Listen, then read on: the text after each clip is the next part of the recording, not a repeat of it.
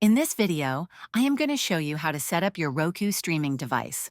First, unpack your Roku device and connect it to your TV using the HDMI cable provided. Make sure your TV is turned on and set to the correct HDMI input. Next, plug the Roku device into a power outlet using the included power adapter. Once powered on, you'll see the Roku logo on your TV screen, indicating that the device is starting up. Now, you'll need to connect your Roku to the internet. Select your preferred network from the list of available Wi-Fi networks and enter your Wi-Fi password.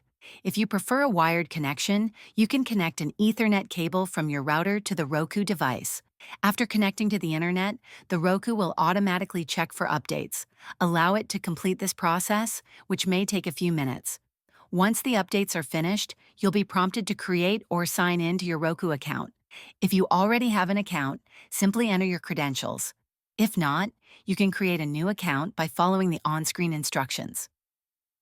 This step is necessary to access channels and apps on your Roku device. Next, you'll be asked to customize your channel lineup by selecting the streaming channels you want to add. You can choose from popular services like Netflix, Hulu, and more. Don't worry if you don't want to add channels right now. You can always do it later through the Roku Channel Store. Finally, your Roku device will complete the setup process and guide you through a brief introduction to its features.